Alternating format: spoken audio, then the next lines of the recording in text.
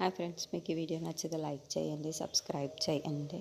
అప్పు కళ్యాణ్ వాళ్ళు రాజు వాళ్ళ ఇంటికి వస్తూ ఉంటారు. అది చూడగానే అక్కడున్న కావ్య మాత్రం ఆగండి ఆగండి ఎక్కడికి వచ్చేస్తున్నారు, మీరు అక్కడే ఉండండి అని చెప్పేసి ఆపేసి వాళ్ళిద్దరిని దిష్టి తీస్తూ ఉంటుంది. ఎరువు దిష్టి పొరుగు దిష్టి ఇంట్లో అందరి దిష్టి పోవాలి మీకు అని చెప్పేసి అంటూ వాళ్ళిద్దరిని ఇంట్లోకి ఆహ్వానిస్తూ ఉంటుంది. అది చూడగానే అక్కడున్న అప్పు కళ్యాణ్ వాళ్ళు చాలా సంతోషిస్తూ ఉంటారు. ఇంట్లో ఉన్న వాళ్ళందరూ అయితే చాలా సంతోషంగా అప్పు కళ్యాణ్ వచ్చారు అని చెప్పేసి సంబరాలు జరుపుకుంటూ ఉంటారు.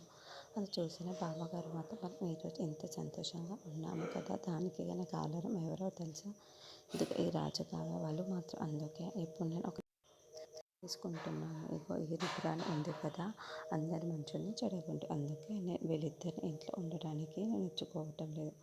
రుద్రాని రాహుల్ వాళ్ళ ఇంట్లో ఉండడానికి వీల్లేదు అనుకుంటున్నాను అని చెప్పేసి అంటూ ఉంటుంది. ఆ మాటలు వినగానే అక్కడున్న రాహుల్ రుద్రాని వాళ్ళు అయితే ఒక్కసారిగా షాక్ అయిపోతూ ఉంటారు.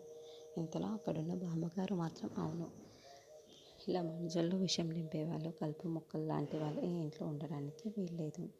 అందుకే రాహుల్ రుద్రాని వాళ్ళ ఇంట్లో నుండి వెళ్ళిపోతేనే చాలా మంచిది అనిపిస్తుంది బావా నాకు అని చెప్పేసి వాళ్ళ ఆయనకి చెప్తుంది. ఆ మాటలు వినగానే ఇంట్లో ఉన్న వాళ్ళందరూ అయితే ఒక్కసారిగా షాక్ అయిపోతూ ఉంటారు.